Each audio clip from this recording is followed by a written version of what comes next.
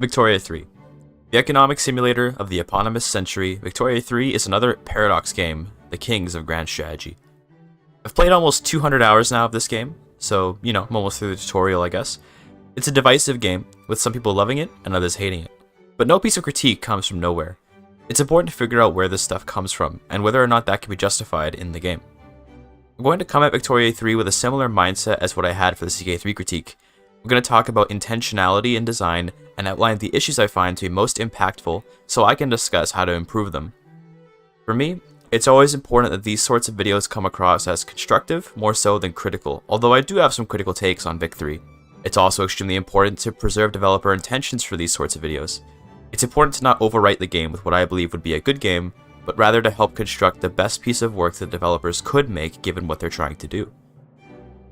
Today I'm going to explain what Victoria 3 is, based on my time playing it, and based on its advertising. I'm going to break its mechanics down into their intentions, their executions, and how well the two line up. I'm going to discuss what's fun and engaging, or boring and uninteresting. Finally, I'm going to discuss ways to build on all those things while keeping the game monetarily viable within Paradox's normal monetization policies and satisfying players. At least, that's the hope. Let's have a look at Victoria 3 from a constructive viewpoint and talk about what it does well, what it does poorly, and how to improve all of it.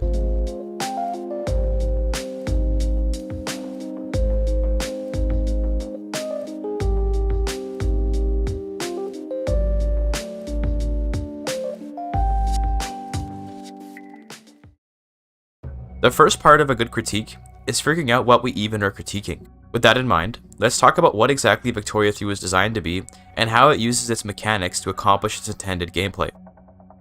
On Steam, the game is advertised as a society simulator with a deep economic system played on a grand stage.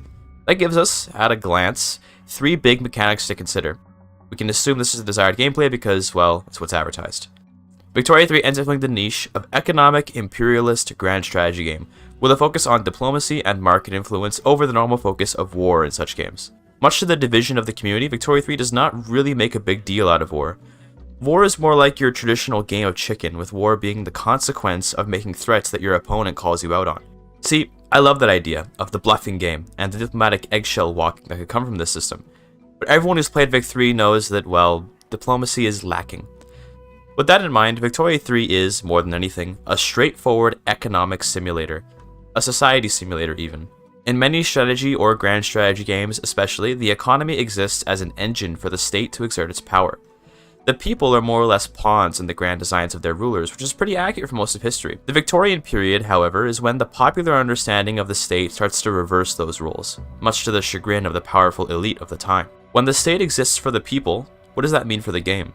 It means that the priorities of the game are the construction of a prosperous society, at least in theory. Obviously, as a Paradox game, the player can always play however they want. That being said, the game does push the player towards increasing standard of living, so it seems to also be an intrinsic goal of the game outside of player motivation. This mechanic, in and of itself, is the society simulator of Victoria 3, managing the prices of goods that your pops need and their wages. The ability for a pop to buy a good that they need is directly correlated to their standard of living. As a society simulator, Victoria 3 is, well, simplistic. This isn't necessarily a bad thing, since the game isn't only a society simulator, but I want to highlight an important pattern we may be seeing with Victoria 3 that will come up in many aspects of it: hidden depth. Victoria 3 follows in the footsteps of Paradox's other franchises in that it has immense depth. The only problem is that we don't get to see any of the depth here. When I said the society simulator Victoria 3 was simplistic, that actually isn't the case. In reality, the game is anything but. However, it may appear simplistic if only due to a lack of presented information and difficulty accessing what information is available. It's a toss-up how standard of living as an actual number is calculated. To be clear, it is actually shown, but allow me to explain how to see the standard of living calculations. First, go to any population tab on any state.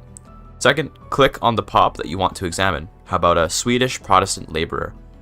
Mouse over the standard of living number and keep the tooltip open. Finally, mouse over the wealth number, and you'll get an income versus expense comparison. So long as net income is positive, they will progress towards the next wealth level. How much income leads to how much wealth level progress? That remains a mystery, unfortunately. I'm going to be honest with you. I would bet that the vast majority of players do not know how to access these numbers. Not to mention, it's a huge pain to deal with checking all those pops, so who wants to go deal with that? So that wealth number is essentially the gameplay manifestation of the society simulator that is Victoria 3. Only the truly nerdiest players like myself are even going to know how to access the details of it. The only quickly accessible way to see your pop's needs, kind of, is to hover over how much they pay for stuff, but in reality, this wage number is more important. Without going into the nitty-gritty on strats in the game, essentially the society simulator of this game revolves around keeping track of pop jobs and subsequent wages alongside the expenses of their daily lives, with expenses going up based on market prices and consumption from level of wealth. On the other end of the society simulator is the GDP number, which can sometimes find itself at odds with the standard of living number. GDP goes up when the number of goods produced by the nation is increased and is multiplied by the market prices for those goods in a nation's market. Essentially, the more stuff you make and the more expensive that stuff is, the higher GDP goes. You can probably see how this contrasts with standard of living. GDP being higher allows for more minting, which directly creates the government budget. You as the player might feel the tantalizing desire for a higher GDP, but it can be easy to leave the not-so-well-to-do people in your nation behind. GDP is representative of the economic simulator aspect of the game, which is an extremely deep system, once again, in a very hidden way. I'm going to go into massive detail on Victoria 3 as an economic simulator a little bit later when we get to a dedicated section on it. For now, the takeaway here is that Victoria 3's economic simulator systems are represented by their GDP, and that its society simulator is attached to the standard of living system. The final aspect of Victoria 3 is its diplomacy. Any given nation has bilateral relations with every other nation, alongside an attitude score which is influenced by their bilateral relations. Unlike in EU4, all relations are bilateral. No more loving someone but being hated by them, or vice versa. Diplomacy in Victoria 3 is strange. I love it in concept, but I hate it in implementation. It's clear that Victoria 3 is more an economic and society simulator than a game of diplomacy, and with that in mind, I'll be more charitable than I would be if diplomacy were a focal point for the game. Nonetheless, the game is advertised as a game of diplomacy, so don't be taken aback when I say that Victoria 3's diplomacy is sorely lacking, horrifically clunky, and unreadable as a mechanic. Essentially, any hostile action will result in a diplomatic incident. These diplomatic incidents are 100 days long and split into 3 phases. The first phase is the opening moves phase, where both defender and attacker declare their primary war goal for free and can add additional war goals for diplomatic maneuvers, which is a resource determined by your prestige rank and certain technologies which add to it. It's also during this period that nations which have diplomatic pacts with each other can join the war. For example, Britain can only join Belgium against France during this phase if they have an alliance or a defensive pact or some other relation like a protectorate status. Other nations cannot join until the next phase, the diplomatic maneuvers phase. The diplomatic maneuvers phase is where both sides can attempt to bring neutral nations to their side by offering them obligations or war goals.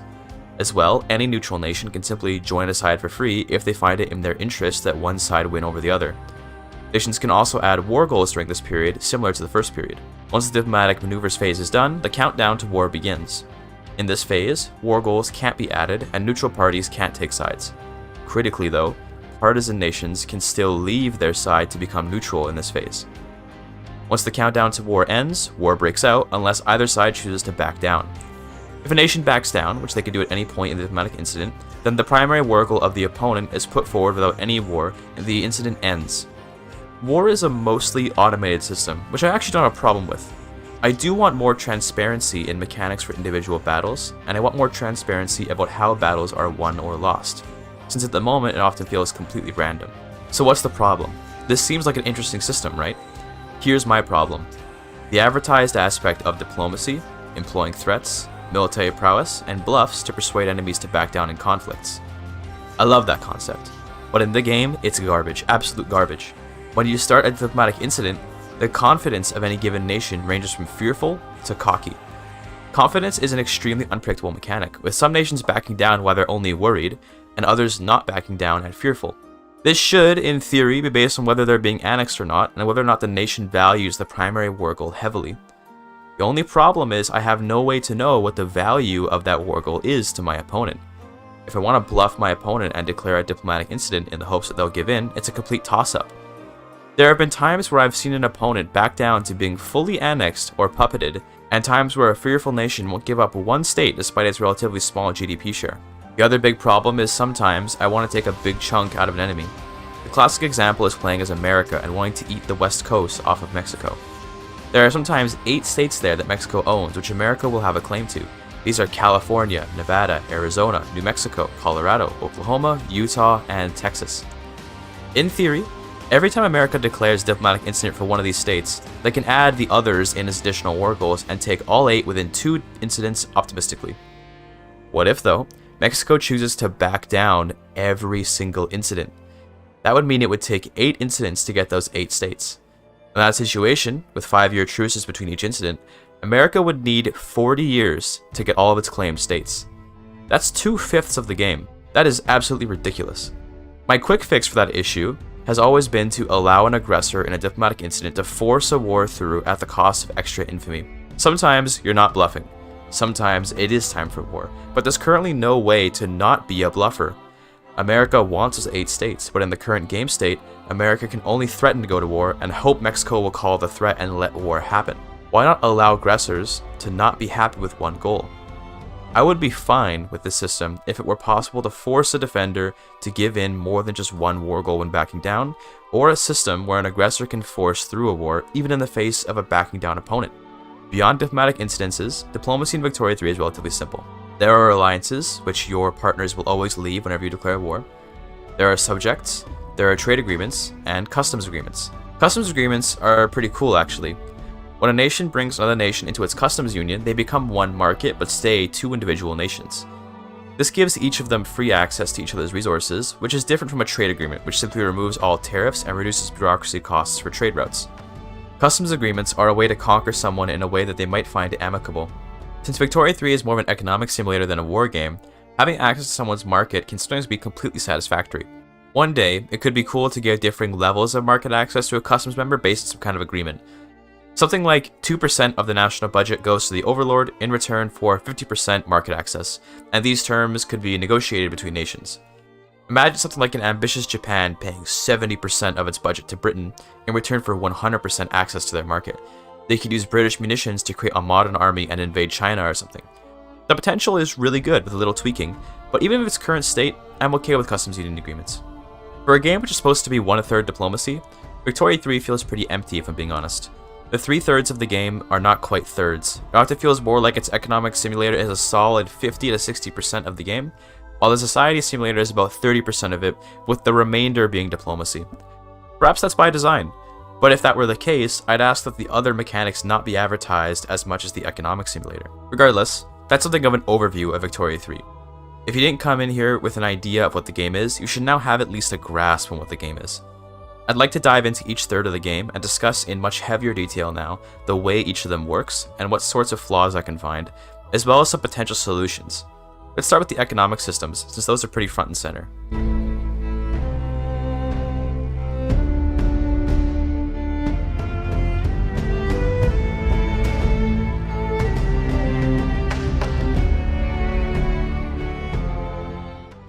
Victoria 3 takes place in the peak of industrialization for Europe and America.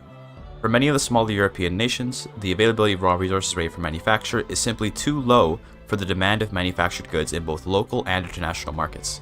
The engines of industrialization, iron, coal, and wood, are now the gold of the world, and steel the jewelry. The industrialization of the world can go a couple different ways, and these different methods act as archetypes for how to build an economy in the game. There are no hard set rules about how to play, but in terms of effective tactics, economies are run in a few different ways. There are export economies, there are manufacturing economies, there are autarkies, and there are free trade economies, there are import economies, and hybrid economies of all sorts that mix these types.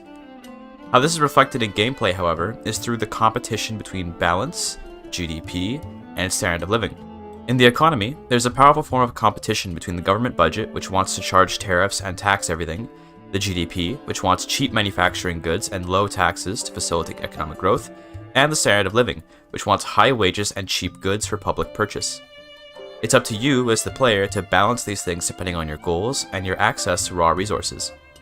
Obviously, creating an autarky as Luxembourg is damn near impossible, but to do one as China is pretty easy. It's the middle ground nations like Belgium or Spain who have a pretty nice chunk of resources, but not all the resources in the world. If GDP line goes up is your sort of thing, then you can in theory throw away every aspect of your country just to let industry grow.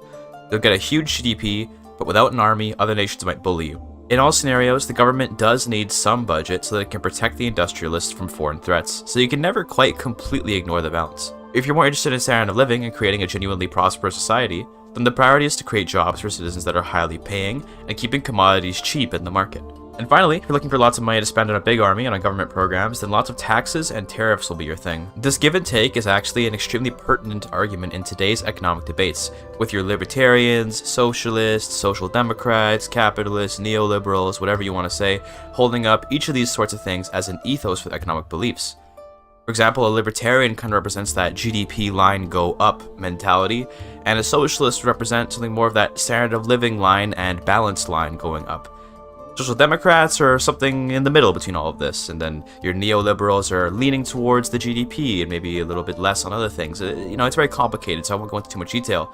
But you can basically roleplay different economic ideologies in Victoria 3, which I think is a lot of fun. That's the theory of the game's economics. Let's talk about how this stuff is reflected in the gameplay. In this game, you play the invisible hand of the market. You have perfect knowledge over market prices in all nations and trade competition. You have perfect knowledge over the spending habits and commodity needs of the people. You have a mind link right into the brains of the private and public sectors, and can choose to build whatever industries you see fit, even if the country is a laissez-faire economy. In this game, you are not the state, you are not the president or the king, you are not the will of the people. You play as the puppeteer of one market in the game, including the state affairs of the nation in which that market finds its home. This is an important distinction from playing as the state, because if you were playing as the state, it would always be your priority to increase state power. Think of something like EU4, where there's no mechanic around the people being happy, besides unrest reduction, of course. There are no mechanics around economic development, except insofar as it generates money for the government in EU4. In Victoria 3, though, it is entirely a strategy to eradicate the government, enter complete anarchy, and yet you do not game over. That being said, if you're fully annexed, then you do game over, so maybe you are playing as a state. Look, this metaphor makes for some great writing, so please just go with it, I'm begging. Point is that you control the economy and trade of the market more so than the state itself. This means your gameplay loop is based around essentially constructing a healthy market. You do this by deciding which industries to build based on a whole plethora of context which is too big to list out. But I'll throw up a list of some on screen which you can pause to look at if you like. When building industries, the choice around what to build, when to build it, and where to build it is the skill of the game. Alongside that, accurately evaluating the availability of resources is a skill with particular focus on trade. Trade is intertwined with diplomacy and can create complicated scenarios where war is awful not for the death of man, but the death of trade. Embargoes and sunk convoys can have far greater impact on an economy than a wounded workforce. So that's the gameplay loop, and its skill curve simplified. The game is all about choice, with an immense focus on interpretation of context for decisions and future planning. The other big thing for economics is the management of production methods, which will evolve over time. Some methods use resources but free up the workforce, or they create higher paying and specialized jobs, albeit fewer of them. This is one of the big goals of strong economic management, the streamlining of work such that employees get higher wages and capitalists get bigger dividends. But why? At the end of the day, why pursue these goals? This is always in the nature of a paradox game. The AI simply isn't competent enough to compete with even a pretty mediocre player. So once you're the most powerful market and you basically rule the game, what else is there to do? In EU4, it's a true one tag, one culture before 1600 or something insane like that. In CK3, it's fill every dynasty legacy and have your dynasty rule the map. In Victoria 3, it's to hit an absolutely insane GDP and shoot the standard of living up at the same time.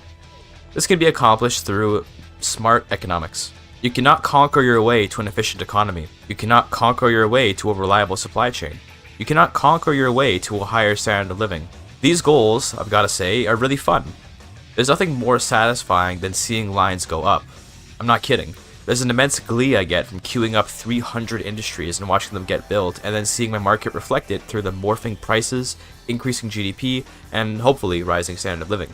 I will say, I would like some clickables. Please give me some decisions for at least the major nations. That, or make nation formation a more interesting feature. For the time being, even doing something challenging like forming India is just super lame. I didn't even get the damn color right. Check out my guide on forming India if you want to be yellow India too. A little bit of self-plug there. At the end of the day, every Paradox game is a sandbox, but please give me some blueprints to follow. I brought up this concept in my CK3 critique video. It's important that a sandbox have a wide plethora of tools, and alongside that, some blueprints to build with those tools. Even true sandboxes like Mountain Blade have at least one blueprint, like Uniting Calradia. In that game, Uniting Calradia doesn't really do a whole lot, but you get acknowledgement for it. That means everything to a sandbox game. Victoria 3 sort of tried this with its hegemon goals that you pick at the beginning of the campaign. The only problem is that these goals are, well, boring and lame and easy. I remember doing the economic hegemon missions. I was done in the first half of the game, except that I arbitrarily had to make it to the end of the game to complete the goal, and I couldn't stand the lag and performance issues, so I stopped there. This is the one big critique I have for the economic third of the game. It's nearly perfect, but please, we need some clickables. Here are my suggestions for that. A good clickable button ought to affect the world in some way, not just your own market. There ought to be tiers to clickable buttons, with not every single one meaning a huge amount, but all of them meaning something. Finally, these buttons ought to have some kind of cost associated with them based on their effect and their requirements to access them. Those are my guiding principles. Some examples I could think of are things like higher quality goods. One thing that can be difficult to do in Victoria 3 is to compete with larger economies that simply pump out so many goods that trade gets outcompeted almost instantly. The current way to win is to have resources no one else has. For example, the Sikh Empire can compete with most of Europe through its local silk and opium production thanks to its massive population and huge agrarian land access. Only through the exclusivity of these things can the Sikh Empire compete. At the same time though, the Sikh Empire can almost never compete with France over steel. This is kind of an economic reality since France is just such a powerhouse. But I as the player want to triumph anyway, and I don't want to do it by having to conquer stuff constantly. How about if I can produce more steel using alternative production methods that put my workers in danger? This sounds messed up, but play along. It's the Victorian era, okay? Child labor is normal at this time. As the Sikh Empire, I have access to literal millions of peasants in each of my states. France does not have this luxury. How about I leverage this to produce steel in a far more dangerous way that has a higher throughput, but adds mortality? The way I do this is through a production method that is unlocked by having a couple things in place. This is obviously me spitballing, but how would you feel about a button called Industrial Feudalism? This button has the following requirements. Serfdom is enacted. At least 70% of the population are peasants. Literacy is below 30%. Borders are closed. When this button is clicked, you get a new production method called Factory Peasants. This replaces laborers with subsistence farmers who take extremely low wages, and it adds 20% mortality to the job. It also requires 50% more workers to be employed, and it replaces capitalists with aristocrats in the workforce. Obviously, the numbers can be tweaked for balance, but that would be the new production method. There can even be unique ones for each industry based on how having uneducated peasants working in a complicated factory would affect working conditions. This is a great bonus, but it's going to have some costs. First of all, these pops make like no money, so their standard of living will be immensely low. Over time, as new society techs come out, minimum standard of living goes up for most pops, so eventually this production method will result in huge rebellions from radicals. Alongside that, this button would reduce technology spread massively and make education access lower. The bigger consequence of this is that as new production methods come up, which are superior but require qualifications, this seemingly good production method will be outclassed by automated systems that are run by educated engineers and so on. Alongside that, the consequence of being stuck on serfdom means no interventionism or laissez-faire. You'd have to stick to agrarianism at best, traditionalism at worst. With this decision, you may be able to outcompete European powers as Qing or as other huge population nations at the cost of future progress. Will this be balanced? Maybe not. Most players would probably avoid it like the plague. But what's wrong with that? There are lots of buttons no player clicks in these sorts of games, but the presence of options is a huge bonus to the role-playing aspect of these games, as well as maybe having niche use cases. How about another one? If you were the first to discover something, you could, in theory, monopolize it before it catches on anywhere else, and then perhaps outlaw its usage elsewhere. Let's say I'm playing Britain, and I discover arc welding first in the whole world, and no one else has. Once I have this tech, I get a clickable called Patent the Arc Welder. It has some simple requirements. Be the first and only nation to research the arc welder. When you click this button, every nation in the world will take a relation hit with you, but it grants you a new war goal on any nation called Enforce Patent Restrictions.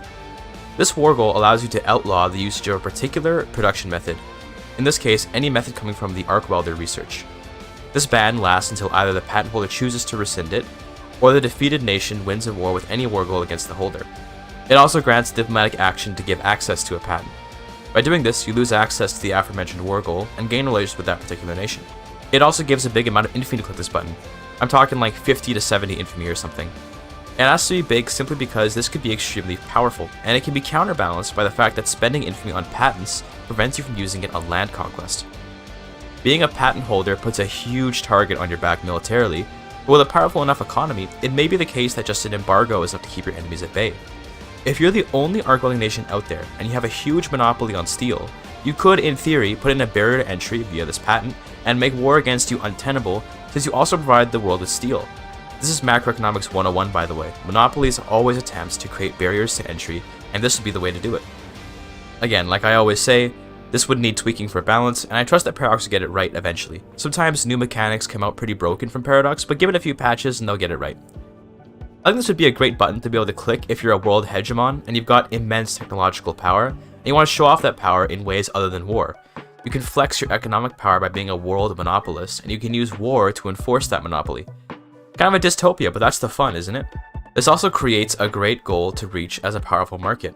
Become a true monopolist for as many innovative technologies as you can and enforce that monopoly across the world, or granting it to your loyal allies and subjects. It can also be a great disaster scenario for a player. Work to take down an immense British monopoly by first working with lesser tech until you're able to free yourself from the monopoly by force, or perhaps specialize into a new economic sector and use that to earn monopolist trust such that they grant you the right to their patent. These are the two ideas I'm going to put forward in this video, which I've fleshed out enough to present. I think they would add value to the game and give a solid sense of roleplay and challenging endgame content. Overall, I'm pretty happy with the state of the economic gameplay loop in Victoria 3 for a start. I want more stuff through expansions and DLCs, as well as a sense of uniqueness for at least major nations. As a start, this is a fun and engaging gameplay loop that gets stale due to its lack of flavor. The fix for that is relatively simple, with some flavor in the form of unique clickables and some big end goals to reach for. I thought about something like a mission tree from EU4 or HOI4, but I think Victoria 3 should avoid falling down the same road as the other Paradox games and stand uniquely on its own. I think Victoria 3 has a unique identity that should be preserved from its sibling franchises, so for that reason alone, no mission trees. Victoria 3 ought to continue down the road of economic imperialism and society simulator. Similar to the CK3 video, I will always advocate for the unique identity and intention behind these games, more so than making the game exactly what I particularly want it to be. With that in mind, let's look a little more at Victoria's second third, the society simulator.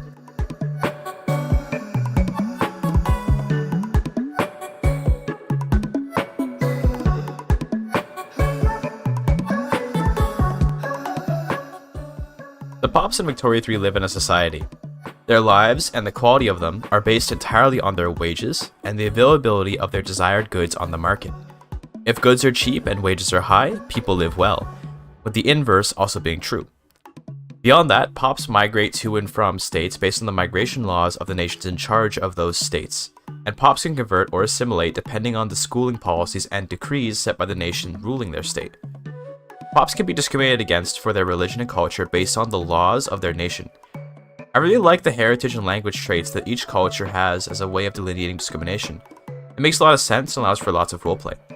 Discriminated Pops make fewer wages, meaning they tend towards being poorer, but they also have less political power. Discrimination is a gateway to have low-skill workers on the cheap, similar to a certain Hispanophone population in a certain land of freedom of our modern day. The last piece of gameplay for the society simulator at this micro level is the taboos and obsessions of some populations. The biggest one is that traditionally Muslim Pops will get alcohol taboos and the Han get an opium obsession. Obsessions can randomly spawn with no notification on certain cultures, but no taboos can appear that aren't already set in the game. I think it would be cool to see more of these, but what would be even better is if they could change over time. See, a mystery Pop, which is in Egyptian if you're unfamiliar, even if they convert away from Islam, they'll still have a taboo on alcohol. That doesn't make a whole lot of sense. What I'd like to see would be if new obsessions and taboos popped up more or less randomly, as it could be a way to reflect the changing fads of society. Let's say you're playing as Denmark, and that people suddenly decide that fish is taboo. There could be some flavor text about some doctor publishing that Danish fish has too much mercury, so now people are unwilling to buy fish. This taboo may only last a couple years, but it could seriously affect a small economy like Denmark's, especially since their population is a monoculture. It would force the player to find a new food source, like grain, in the short term. That would be cool, I think. So that's the Pop system in terms of their economic lives. But how about their political lives? Pops will generally support an interest group which endorses policies that would affect them positively. As pops gain standard of living, they may become loyalists, and as they lose standard of living, they may become radicals. But the vast majority of pops simply provide clout to their interest group based on their wealth and the nation's voting laws. The fewer voting rights that exist, the more that wealth matters to the purpose of clout generation. Part of the society simulator of Victoria 3 is looking at which groups your pops will support and trying to influence that through the jobs you create. For example, if you want more industrialist clout, making more capitalist jobs will generally lead to that. Simultaneously, if you want more trade union clout, consider allowing them to vote with census or universal suffrage. Clout is essentially the power an interest group has in the government or opposition. It is calculated as a percentage of a whole and will affect which interest groups can be put into government and the magnitude of their modifiers from liking or disliking you. Most importantly though, clout affects how much of that interest group will affect the ability to change laws. If landowners have like 50% of the nation's clout, abolishing serfdom will be almost impossible. Law changes will change the approved interest groups, with there being 4 important thresholds. At +5, you get a bonus. At +10, you get another even stronger one on top of the previous one. At -5, you get a debuff. And at -10, that interest group becomes radicalized and will leave the government, as well as being able to start a revolution based on their radicalism. If an interest group has more than 20% clout, the effects of all buffs and debuffs is doubled. If they have less than 5%, none of their effects take effect. Radicalism is determined by how much of the clout that interest groups comes from pops who are radicals, which as mentioned before, are generated based on standard of living drops. Radicals also add a flat negative to the approval of that interest group, while loyalists do the opposite. Okay, so that's a society simulator. I think I covered everything, but I may have missed something small. There's a lot to cover, so forgive me. I'm pretty sure this was a reasonable explanation of the most important mechanics. Let me summarize what we covered here and then go into some criticism for it. The Society Simulator Victoria 3 is composed of the material conditions of pops represented by standard of living, based on their wages and expenses, the binary state of being either discriminated or not discriminated, their political allegiance, and finally, their status as either radical, loyalist, or neutral. At the end of the day, this all comes out to essentially 4 major mechanics that we can look at, arguably 3 if we consider these last 2 to be one mechanic. Next up, let's talk about how the player interacts with those mechanics in the gameplay loop. The Society Simulator of Victoria 3 is relatively hands-off. Much like Realpolitik, the effects of policy often take years to notice. It's not like once universal suffrage is granted, the whole political landscape changes immediately.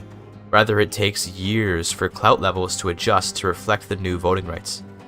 Therefore, the gameplay loop of society is an incremental game of societal manipulation. The player can only influence the people's politics through their manipulation of available employment and laws, alongside blatant censorship, although this often feels like a waste of authority, to be honest. Choosing laws is often based on one of 2 things: the environmental conditions of the nation and the player's desired outcome for their nation. It may not always be the best to go for laissez-faire, but if you've got a capitalist utopia in mind, you'll need it. If you're playing by pure utilitarianism, then you'll always want to play based on the conditions of the game and what will suit you best. The biggest influence on politics you have is your control over what jobs exist in the nation. One of my favorite strategies to completely empower the industrialists is to get the mutual funds tech quickly and then make everything publicly funded to generate a huge number of capitalist jobs while supplanting aristocrats. The effect isn't instant, but it's an example of shaping society. Choosing to change laws at opportune times to enfranchise or disenfranchise sectors of people is also part of the gameplay loop. Lower population countries will want to get their education up as quickly as possible so they can use higher tech production methods, while high population countries may not care so much, they can just make more factories. Laws aren't always passed based on their ability to help the state though. Sometimes laws are passed for the people. Certain laws will create institutions which cost bureaucracy. Bureaucracy is a resource generated by governmental buildings which contribute towards tax efficiency in the state where it's generated, and which also allows for the creation of trade routes and institutions. Institutions are, most often, services for the people. Things like education, healthcare, and police are funded by bureaucracy, which is generated via government workers who take wages from the government, essentially meaning the government pays for them. Institutions are often the mark of a modern nation, with education and healthcare often only being worth it for nations where the well-being of the people actually matters.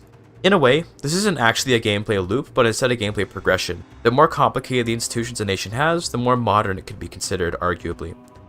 Nonetheless, this progression is part of the loop and is intrinsically tied to the economic gameplay loop, so we'll analyze it a bit with this connection in mind.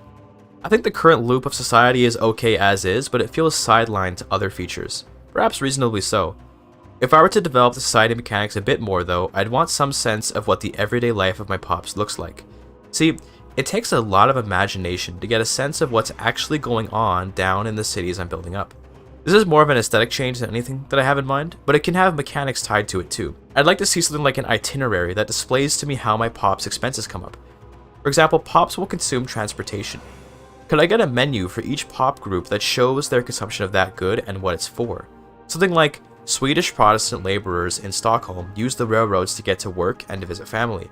They pay X amount for Y transportation. Expanding on that, there could be reasons behind preferences for food that are based on fads. Similar to the fad concept I had for taboos and obsessions I mentioned earlier, I'd like it if pops had evolving demands. A fad is a change to quantity demanded of a good that pops go through at certain levels ranging from the entire nation to just one particular pop group in one state based on relevant factors to them.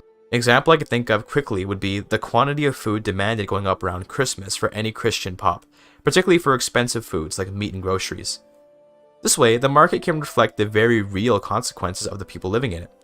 During winter, the popular consumption of coal ought to go up, and depending on where the pops live, this could change too. The last example of random fad I could think of would be something like a hunger strike for a political movement, where pops of a certain interest group allegiance choose to radically drop their demand for food products for a period unless a law is changed. This could cause the collapse of certain food industries if there are enough strikers, applying very real pressure to the government outside of just threatening violent rebellion.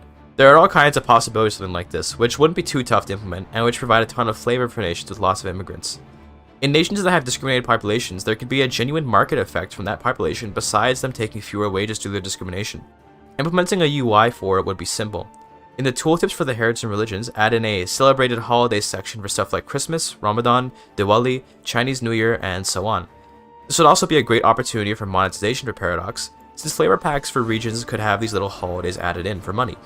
There's a problem though with this system, and that's that it might be kind of annoying to manage this sort of stuff when forming a healthy economy. I can completely understand that, and that's why I think there should be an accompanying mechanic called seasonal trade. These are trade routes that are only active during the length of holidays. Essentially, a smart player can set up seasonal trades that account for the changes in their economy during holidays. This UI could be added to the trade menu for each resource, where the list of possible trades comes up. Just put in the checkbox for seasonal. This will activate and deactivate the trade based on whether or not there's an uptick or downtick on a good caused by a celebration. Fads, though, would need to be manually dealt with each time, since they don't happen consistently year over year. So if your trade union members start going on a hunger strike, you'd have to adapt the economy or change the law. Fads ought to be relatively random, but predictably damaging or beneficial. What I mean by that is something like how if an interest group goes on a hunger strike, it won't matter much if they have like 2% of the population supporting them. If an interest group has 40% though, that will significantly affect the economy. Even random fads, like a certain group suddenly deciding they want to try vegetarianism, might have almost zero effect, or it could be huge. The randomness is the fun of it, I think, and contributes to the strategy of the game. That's my big mechanical contribution to society has expanded on, essentially. Fads and holidays which give the society a living feeling on the game's most important mechanic, the market. I remember learning in first year economics back when I was at university about how the taboos of a culture are a genuinely important aspect of economic planning. For me, the taboo and obsession system in Victoria 3 is too bare bones to be mechanic on its own. With the fads and celebration system, it could be an adaptable and interesting way of injecting uniqueness to every nation and its pop composition. The seasonal trade system would allow these systems to exist in a tangible way without needing to be a constant yearly pattern of creating new trade routes to shore up the new demand. Besides that, I can't think of any other mechanics to add, but this one alone would really spice the game up for me. Let's move on now to the goals of the Society Simulator Victoria 3 and talk about how well or how poorly those goals contribute to the fun of the game. So why do we even care about society as a mechanic in Victoria 3? What are we striving for, and what are the intrinsic goals of the societal gameplay loop? Well, the reason to increase standard of living for the people is to accrue a larger loyalist population and to increase consumption by the pops, which in theory aids the economy. Again, we see the tie to the economic gameplay, which I'll be keeping in mind as I set up the goals. Standard of living is raised via increasing wages and lowering costs of living. When the income of a pop is higher than its expenses, they rank up. When they increase their standards, they are willing to spend more of their income on products on the market, creating a constant crescendo of line go up action. When the standard of living goes up, the GDP line goes up because goods get more expensive due to higher demand. At the same time, richer pops can also afford education and gain access to higher quality jobs. Higher quality jobs are more efficient and also pay higher wages, and the cycle repeats ad nauseum. This makes the goal of acquiring higher standards of living rather important, since an economy can easily stagnate if the consumption of its population isn't increasing with its production. Of course, additional consumption can also come from exporting or a high birth rate, but the rising standard of living is one of the most direct ways to increase consumption within a market. The other intrinsic goal of Victoria's Society Simulator is creating a more loyal population. When times are good, every interest group gets happier, even if the politics of the nation aren't in their favor. There's an important caveat here though. It's not the absolute value of standard of living that makes loyalists. It's instead of the relative value. People will become loyal if their lives improve, not if it's good in general. A pop with 100 standard of living may radicalize if their standard of living drops to 90, even though that's still ridiculously high. Likewise, a poor laborer with level 4 standard of living may become a loyalist if they jump to 6, even though 6 is still abysmal. So long as life is getting better year over year, loyalists will be generated, and the opposite is true for radicals. Think of loyalists like gold reserves, but for law changes. When a society goes through a change, like a new economic system or the foundation of a new institution, this may disrupt your economy. Loyalists will remain with you for some time. This makes weathering the storm of political backlash easier. If, as America, you can secure enough loyalists, you can outlaw slavery without having a civil war. This will cost you some loyalists, though, who may become radicals when their standard of living drops because their slave labor is no longer available. At the same time, you'll gain a huge number of loyalists from your old slave population. The only problem is that those loyalists may belong to an unimportant interest group, making their loyalty less important than the now upset plantation owners in the South. This is another example of that strange sort of hidden depth in Victoria 3, but in this case it's actually a good thing. The game doesn't tell you this kind of thing, but you learn to infer it from playing. The issue of abolition in America becomes an extremely complex game when put into the perspective of loyalists and interest groups. The landowners of America are immensely powerful, so upsetting them can throw the country into a pretty awful place. Yet the rising agitation of those slaves and the abolitionists could also throw the country into war, and in many ways a war is the easy way out, as opposed to the political games of playing both sides. I'm glad the option for revolution exists, since politics can be so frustrating to deal with sometimes, but I'm also glad the Machiavellian path exists too, of placating an interest group only to tear something away from them. It's fun. I would only wish that there, again, be more flavor for these sorts of things. I don't have a well laid out mechanic to put forward, but much like I discussed before, some sense of the daily political goings-ons of the nations, and a sense of what the Parliament, if there is one, or the Senate, again if there is one, look like. Is there tension? I can tell there is by the numbers from the approval ratings of the interest groups, but I want to know who the interest groups blame for problems. It seems like interest groups all center in on the government, but I want them to fight each other and be happy or upset based on which groups I'm allowing into my government. If the landlords see that I've brought the intelligentsia into the government, they should start sweating, knowing they're all abolitionists. Either way, that's the purpose of loyalists, to bring stability in the face of change. So those are the two intrinsic goals of society in Victoria 3, increasing market consumption and providing political stability. Extrinsically, the player may also have a sense of roleplay that they want to act out, or some arbitrarily set number to achieve for their standard of living. Without more flavor though, I don't see those extrinsic goals being all that interesting. To me, the standard of living number only has a line go up satisfaction to it and nothing more beyond the intrinsic rewards found in the game. You know, I think the society simulator aspect of the game could use a couple goals for the endgame, but at the same time, it's in less need of a change than the economic system. The economic late game of Victoria 3 can feel pretty lacking, but the society simulator is in a better place. This might be a bit disappointing, but I don't really have any intrinsic goal suggestions for this aspect of the game, if only because mechanically it functions so well. What I want to see is more flavor. I covered my suggestions for flavor in the previous section, so I won't rehash it, but essentially I find the mechanical side of the society simulator for the purpose of creating intrinsic goals almost perfect. No changes I could think of would benefit it, and thus I'd be okay with it staying as is. Overall, Victoria brings immense innovation to the genre with its society system.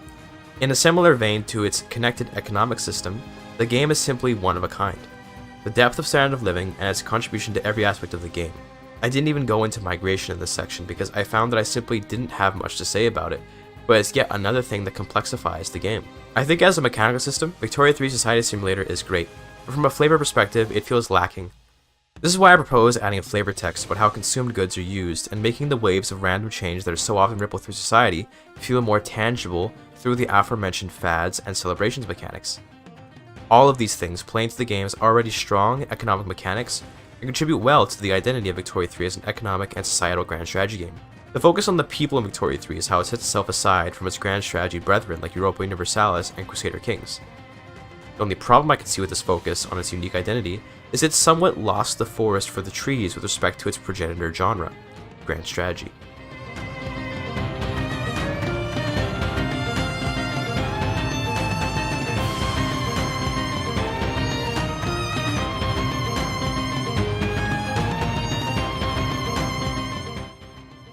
A grand strategy game is something truly multifaceted.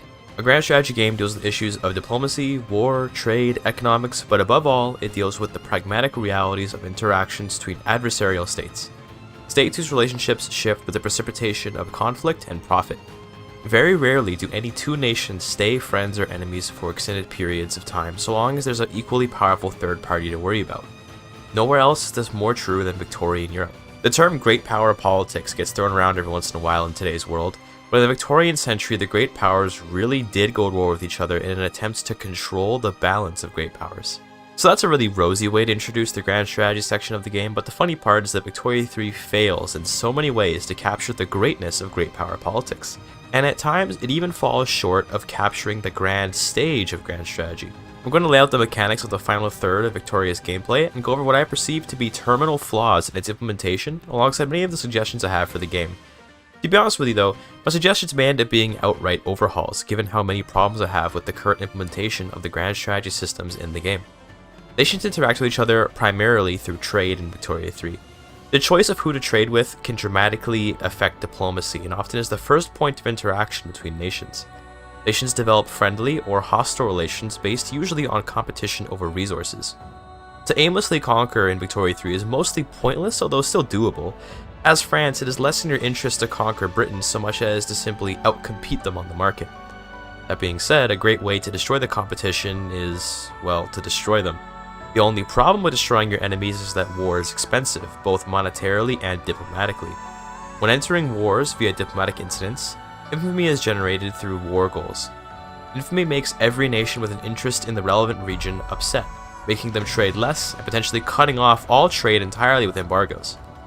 It's clear that war is not something the developers intend for players to engage in often. Infamy does not go away very quickly, and there are no consistent ways to reduce it faster besides a small bonus from having extra diplomatic power. I do like that you can still play a warmongering monster if you got the chops for it, but it most certainly is discouraged by the game mechanics. Let's talk a little more about war since we're on the topic. I mentioned all the way back in the intro a bit about war, but in case you forgot, war is started by diplomatic incidents. Diplomatic incident is a 100-day long wait time before war where each side can add war goals.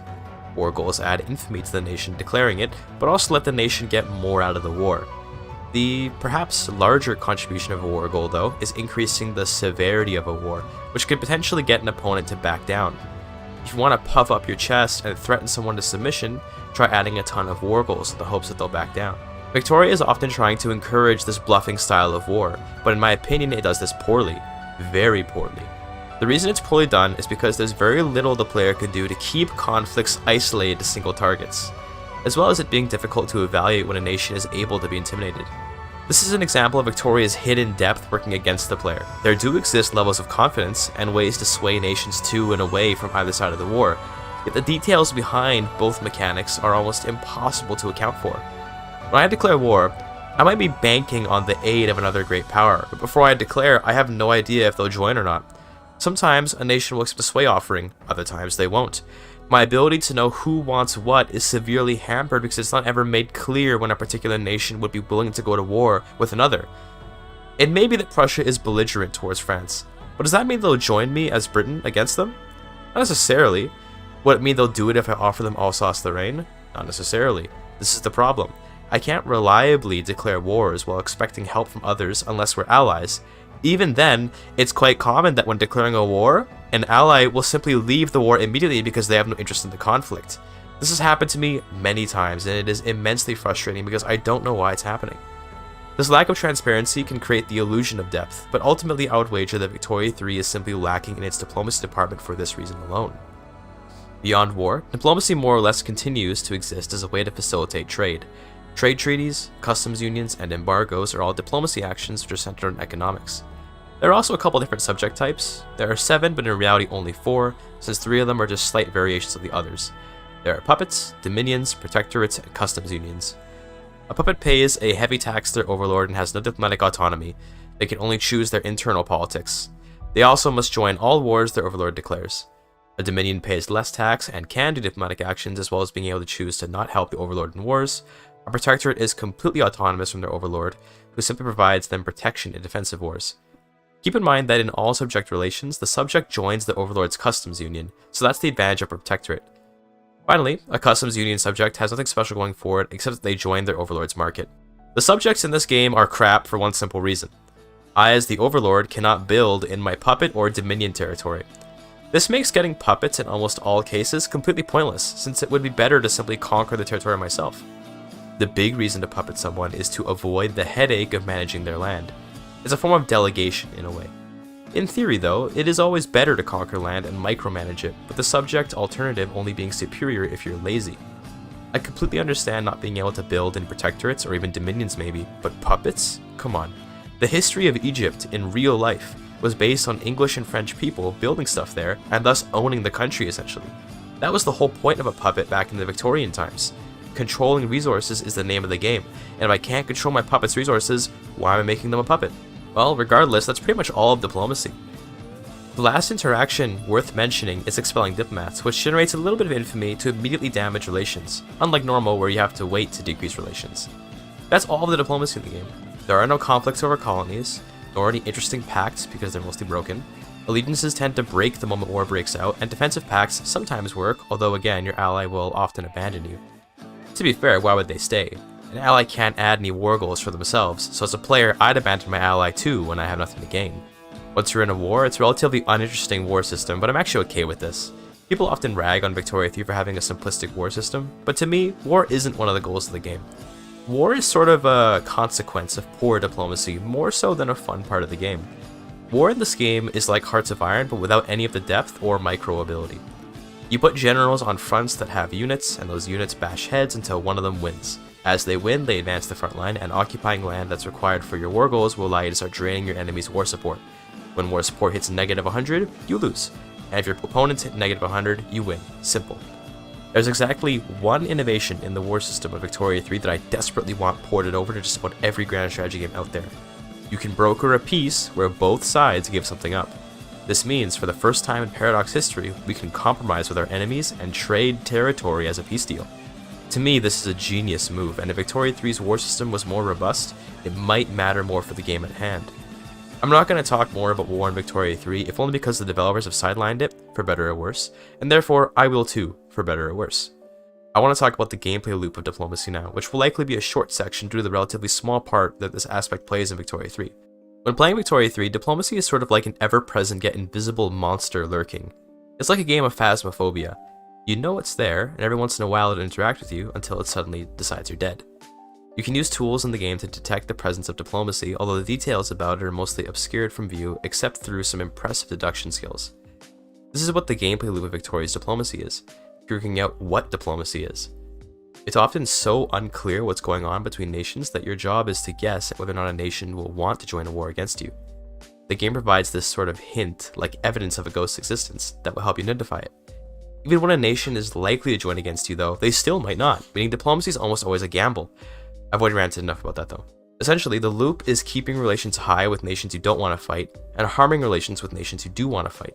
It's also about trying to add nations to your market without war wherever possible. If you as Britain can get Belgium into your customs union, it will be very powerful, since they have a lot of resources, and often get even more through colonization. At the same time though, you have to share your resources with them. Beyond that, there isn't anything else to do. Pick your friends, play nice with them. Pick your enemies, screw them over. I have suggestions for this system, to say the least. First of all, there needs to be transparency in the UI about nations backing down from war and joining wars. What I'd like to see would be something like a bar that ticks up or down depending on war goals, mobilization, and allies on each side. The bar ranges from negative 100 to positive 100, and at negative 100, the nation backs down every time. I'm unsure of whether or not the player should be forced to back down at negative 100, but I'm leaning towards letting the player go to war even if they in theory should be backing down. But yeah, if you come out strong at the beginning of the diplomatic incident with huge war goals and huge mobilization, you should be able to get a nation to back down quickly enough that other nations don't join in to support them. At the same time, adding war goals creates infamy, which if the enemy backs down, mostly goes away. Little known fact, by the way, if someone backs down, you only get a portion of the infamy back from war goals that you didn't enforce. In the current system, that means it is simultaneously good and bad to add extra war goals. In many ways, an opponent backing down in the current system can be awful, since it forces a truce and only enforces one war goal. This is why I'd like an option to force war to happen by adding extra infamy. This way, if you want to get all your war goals, you can make it happen at a reasonable cost. What else needs to be added? How about the ability for allies to add their own war goals to wars, which helps with creating insanely large wars and making allies feel incentivized to join in. What I'd like to see would be if the number of diplomatic maneuvers during a war was reduced for each nation, but then nations could add war goals. This would play more into the game's intention of great power politics. What if I, as France, could take only at most 2 states from my opponent, but I could call in Prussia, who could also take 2 states, and so on. This way, war is less powerful but simultaneously more fun, so you start to really play the field and create actual world wars. Right now, there is no world war possible in Victoria 3 because even the very largest of conflicts will only see at most 5 states being conquered, which the AI will never do. Only players reach for that many states. Those are the 3 changes that I think would make war suddenly a much more interesting and fun system. Make backing down a transparent mechanic with predictable outcomes, allow me to force wars to happen, and make wars drag in more great powers with greater consequences for it too. Again, while balancing all the numbers to be better for the game. I don't have the balance in mind right now. In terms of non-war suggestions, I think subjects need work too. Currently, puppets and dominions are lacking a ton of mechanical depth. I'm sure this will get addressed in future DLCs, but nonetheless, I want to go over the changes I'd like to see. First off, any nation I rule over, be it as simple as a customs union to as complex as a puppet, I should be able to invest into. I use air quotes for that because investment is more for the benefit of the overlord than the subject. If I'm Britain, and I have control over South Africa, I should be able to build mines there which are owned by me but run by South African labor. The way this would work is the building operates as normal except that it has the British flag in its art in the corner, and Britain gets complete control over its methods. The ownership shares are held by British pops while workers are local in South Africa. Since all subjects become part of their overlord's market, this means South Africa does benefit from the resources and their pops get wages, but the profits of the business go to British pops instead, which can have adverse effects on South Africa's growth due to a lack of investment pool. In this way, overlords can steal from their subjects in a more interesting economic way.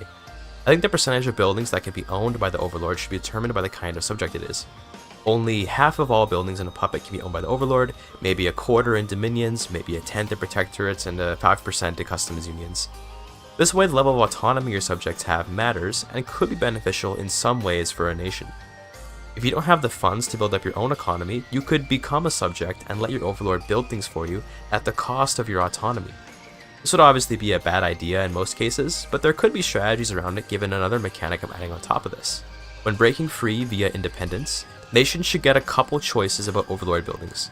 They can choose to appropriate those buildings at the cost of huge relations penalties with their overlord, but giving them the buildings and returning control of them to the local population. Or maybe they can buy out the ownership shares of those buildings from the foreign owners, which keeps relations neutral, but costs gold reserves based on the cash reserves of the building. Or they can let the overlord keep control of the buildings, which will aid relations. With the final option, the newly independent nation can reclaim its buildings through a diplomatic incident whenever it sees fit, but may have to fight its former overlord if they don't back down. The game sort of already does this via the Haitian independence payments in a very basic form. Having ways to gain independence through non-hostile means is important in a game whose focus isn't war. If I could let Britain control only some of my resources in return for freedom, it would make being a subject more interesting. A nation like Australia could allow Britain to develop them and then use all the gold they've been mining to get enough money to buy back their businesses, creating an amicable split of a subject from their overlord. I think nations should not be able to refuse a buyout. If you want to keep your subjects, you have to keep them from economically developing themselves enough to buy you out. If Australia finds gold, don't let them build it first. If you care about Australia, you would need to extract the valuable resources before they can do it to keep them subservient. It's hard to keep more autonomous subjects as you can't control their economies much by stealing their resources, but it should be easier to escape a subject relationship if you're more autonomous anyway, so it makes sense. I think this would really spice up gameplay as both overlord and subject. With that, you've got my changes for the gameplay loop of diplomacy in Victoria 3. By making war a more complicated diplomatic system, the game plays to its own strengths better without losing its identity, and by increasing the power overlords have over subjects, the economic imperialism aspect of the game comes out much stronger. Investment from overlords and foreign nations reflects the realities of the Victorian centuries, with examples like Egypt being what I'm modeling this after. France and Britain together basically ruled Egypt by controlling all the land through investment, which is how Britain eventually made Egypt into its own colony over time. With what I've outlined here, you'd have some great goals to pursue diplomatically, but how about in the base game? What are the intrinsic gameplay goals of Victoria 3's diplomacy gameplay loop? Well, we're going to once again have a pretty short section here. When it comes to foreign relations, the reason to care about diplomacy is for help in diplomatic incidents and superior trade routes. When it comes to puppets and other relations, making a subject gives you access to their market, which can be useful, although in the current game incarnation it's not all that useful. Some subjects also pay into your balance, which can be useful too. So the goals of diplomacy are more or less to get help in wars, except it's unpredictable, and the other goal is to get access to resources below war, except you can't build in subjects, so there's no way to extract resources that haven't already been extracted. This means, to be honest with you, there's no meaningful intrinsic goals to diplomacy. The only real goal for diplomacy is trade routes, which genuinely is an intrinsic goal. Maintaining good relations with nations that you trade with is important. Beyond that, not much point to diplomacy in the game's current state. The suggestions I put before, to me, would provide adequate intrinsic goals, so I'm not going to do a section on suggestions for them, because to me the current game lacks engaging goals for diplomacy, but I think it can be solved by making the mechanics more interesting. The only thing I can think of would be to make diplomatic pacts more interesting, but I don't have any big ideas for what to do that I've fleshed out enough to present, so leave my suggestions at the mechanical level that I explained before. This was a relatively short section, if only because the game doesn't do a whole lot with its diplomatic systems. I think some very heavy changes need to be made to diplomacy for Victoria 3 to call itself a proper grand strategy game, but at the same time, I'd also accept it if the game was more or less abandoning diplomacy in favor of stronger economic and societal gameplay. A game can sometimes spread itself too thin, and it's okay to admit that. If diplomacy fell to the wayside, it would hurt the game, but it may be a worthy sacrifice for the continued development of the economic and societal features. That's something very subjective, of course, and it's just my opinion. I'm not going to say it would necessarily be better, since many fans want Victoria for diplomacy too. Either way, diplomacy in Victoria 3 is a shallow system with lots of potential that I'd like to see capitalized on, but not to the detriment of more important aspects like the economy and society.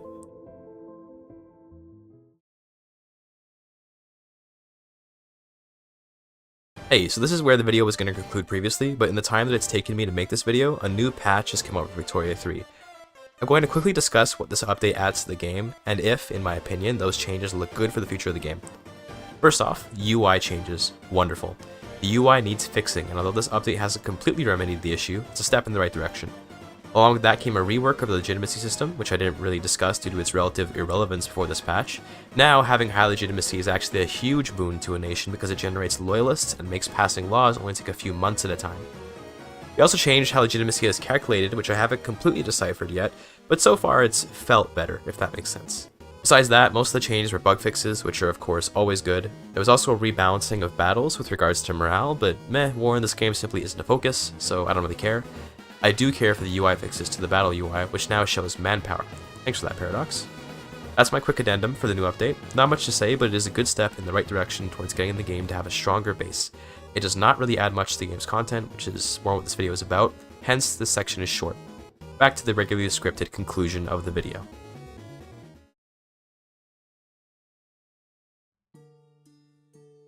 In terms of direction for Victoria 3, I'm hoping for progress on the society simulator aspect more than anything else. I think the economic game is strong, and as a base, it works fine. The diplomacy in the game is only a minor feature in comparison, and therefore it's the society simulator that needs development and support. What I'd like to see would be a DLC that revamps society such that it is more flavorful above all, and secondarily more mechanically deep. Crafting society is fun in these sorts of games, and Victoria 3 has the opportunity to do an insane job by creating a deep simulator. Currently, all mechanics but the economic system lack a lot of depth, and I would like to see that amended. Victoria 3 is lots of fun, and I want to see it prosper. It's more important that it keeps its identity and continue to be profitable for Paradox, who ultimately cares about their art, but also need to make money. I think the changes I've offered would simultaneously add depth and flavor to the game, as well as opening up opportunities to build further on themselves with extra expansions and flavor packs. Following Paradox's recent monetary decision, the focus on creating flavor packs alongside the occasional expansion, I think, is smart. It's easy to work with too when it comes to creating mechanics that can act as platforms. I'm okay with the game being something of a platform for DLC so long as that DLC is meaningful and the base game is good. The base game right now is acceptable but has glaring flaws. If those flaws can be corrected, then Victoria 3 can easily skyrocket into being the front and center Paradox game with how interesting and dynamic its economic systems are. It's going to be all from me on Victoria 3. If you have opinions on this video, or Victoria 3, or even Paradox in general, feel free to comment it down below. I enjoy conversations with commenters. You can also come talk to me live on my Twitch stream, where I do speedruns and challenge runs for various Paradox games. Hope to see you there. Thank you for your time.